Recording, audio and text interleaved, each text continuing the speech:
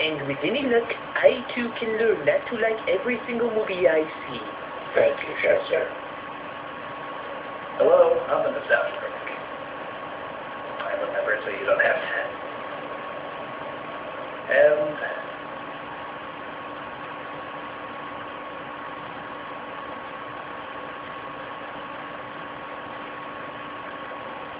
I kind of like Spider-Man 3.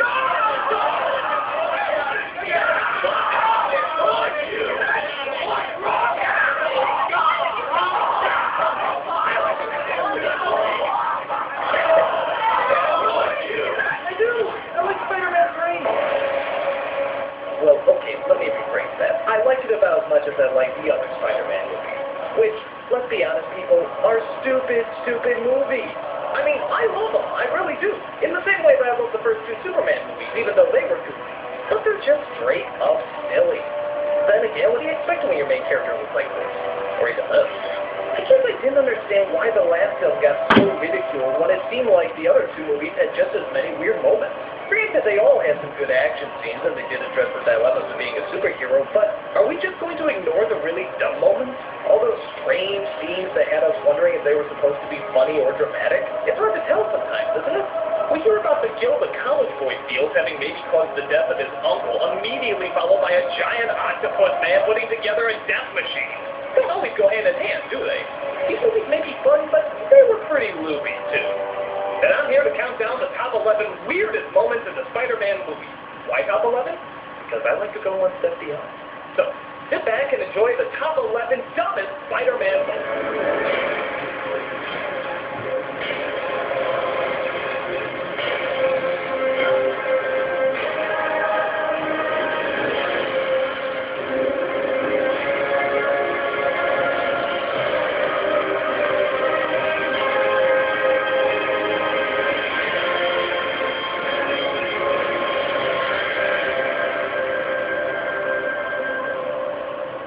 Number 11. Those friggin' American flags. Not like any American, I'm proud of my country. It's a great place to be, and I wouldn't want to live anywhere else. But after 9/11, we seem to really want to remind ourselves of that over and over. Let me explain. Before 9/11, there was an ad for Spider-Man that you actually can't see anymore. It was a teaser trailer that showed a bunch of thieves escaping in a helicopter.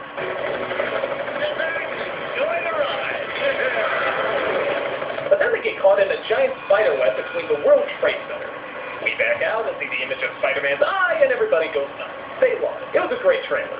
There's even a poster that had that same image in Spider-Man's eye. But after 9/11 happened, that trailer suddenly seemed inappropriate and was cut from the movie theaters. Hell, even the poster was scrapped. And not to sound like a conspiracy nut, but I think this scene was in the movie. I think this was the big reveal of Spider-Man.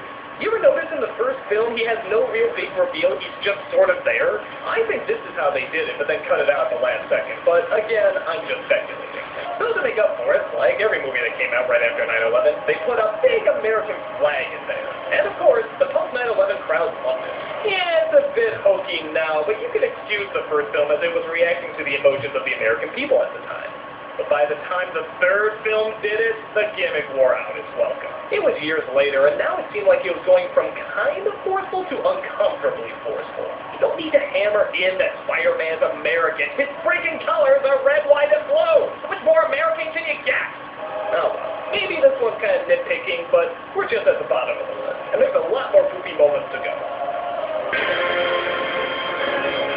Number 10. All those pointless characters. Maybe in the comics these characters played a bigger role, but in the movies, they just seem to have no purpose but to show that these people, well, were put in the movie. The teacher who eventually becomes Lizard Man in the comics, they don't count because, well, he actually does help Peter out in the movie. But what about characters like Gwen Stacy? From what I understand, she had a really big role in the comics. In fact, she was supposed to be the one that was hanging on the bridge when the Green Goblin makes that big drop. I don't want to give anything away, but she's dead. In the movie, she's just sort of a throwaway character. Yeah, Peter dates her for a second, but then she just vanishes. It'd be cooler if maybe she was the first girlfriend and then maybe Mary Jane comes in, but I'm probably thinking too hard about it. How about Dr. Octopus's wife? You'd think her death would have like a huge impact on him. But he's like, the rose is dead. Whatever, I can get another one. The hell about that killer truck thing I was working on?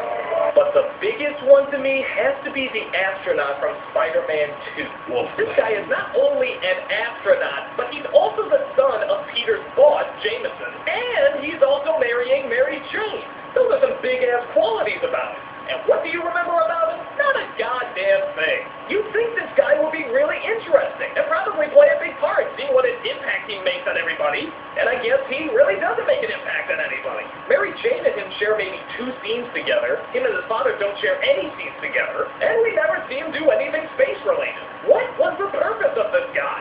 Just someone for Mary Jane to lead? That's pretty weak. Actually, I always thought maybe he was going to be Venom. Wouldn't that make a lot of sense? You could have him go into space, find this thing, and then have it get attached to him. And he would have reason to go after Peter. He stole his woman. It'd be a lot better than getting that dweeb from that 70s show and hastily putting a backstory together for him. At least this guy did have a backstory going, even if it did lead to no character. Hell, Bruce Campbell was more developed than him. That is, all 3 of them. Oh, and there's also the landlord's daughter, the newspaper lady, the Green Goblin's butler, Mary Jane's parents. All of them have little to do with anything. And when they do, it either leads to nothing or just comes out of nowhere.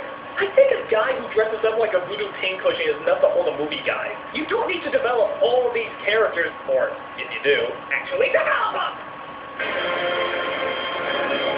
Number 9. The extras in Spider-Man 2. Sort of a weird thing to comment on, but have you ever noticed how hokey the acting was in Spider-Man 2? Well, really from the main actors, they held up okay. I'm talking about the extras, the people in the background. I don't know, they just never seem to talk right to me.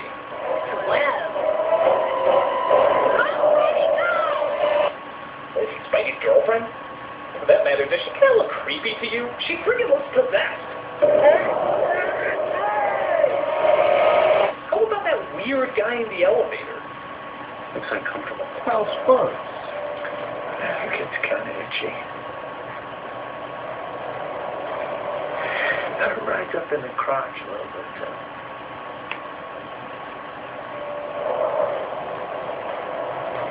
How long am I going to hold on this guy?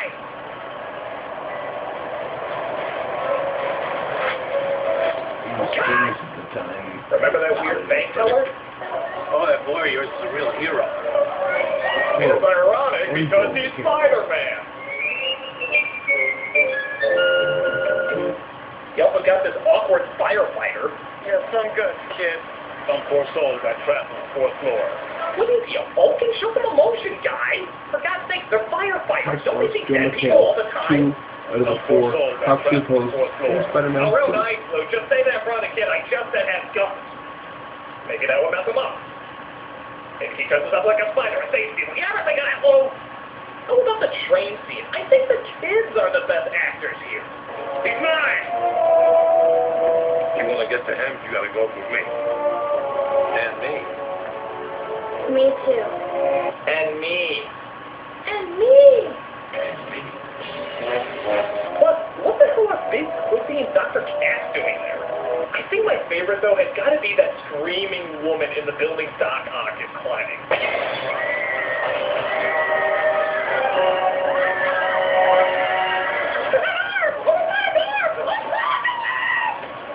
Speaking of which, that's another possessed-looking face, isn't it?